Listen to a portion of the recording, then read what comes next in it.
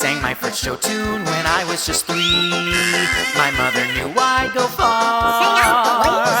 I've been a show queen since way before Glee. Now I'm a Broadway star. Well, not exactly, but my friend has a friend who knows Idina Menzel. Well, you know, I mean, sort of. So things are happening, you'll see. But till my ship comes in, I've got a lot to tell you. Let's start chewing the scenery with Welcome to Chewing the Scenery with me. Turn off your cell phones.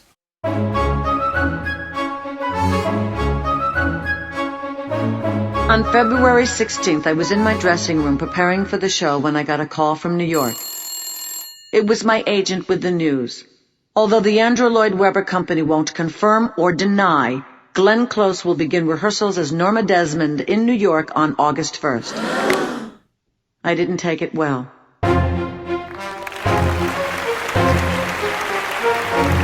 From the beginning of my involvement with Sunset Boulevard, I'd been in a snake pit of innuendo. Meryl, Barbara, Glenn. Every day I had to read that someone else was singing my songs, or that someone else was taking my place, or that someone else should have taken my place.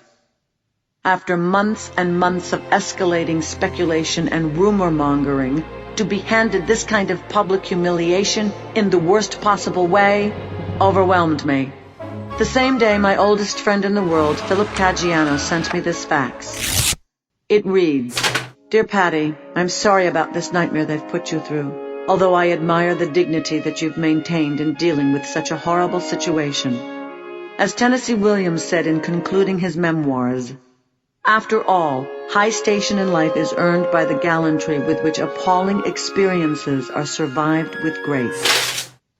I took batting practice in my dressing room with a floor lamp. I swung at everything in sight, mirrors, wig stands, furniture, everything.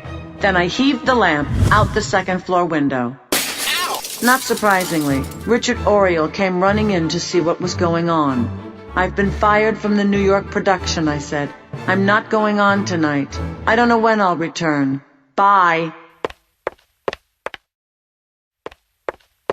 After the story broke, Andrew's pressman told the New York Times that Glenn Close was concerned that she not be seen as some kind of Eve Harrington, the backstabbing opportunist from All About Eve. Well, if you don't want to be seen that way, pick up the phone and tell me how terrible you feel about all this. Which he never did. Never. Do I think Glenn Close was complicit in what happened to me? Hard to say. But what I do know is that from the time she was announced in April, I never heard from her. No good luck from one Norma to another, no congratulations on your opening, no I'm sorry for what happened to you, but I had nothing to do with it. Nothing. You might think it would have been common courtesy, if nothing else. Paradoxically, I think I was a better Norma after I got fired. The Philadelphia Inquirer had said I wasn't crazy enough. They should have seen me during that last month. Not crazy enough? No sense of holding on by a thread?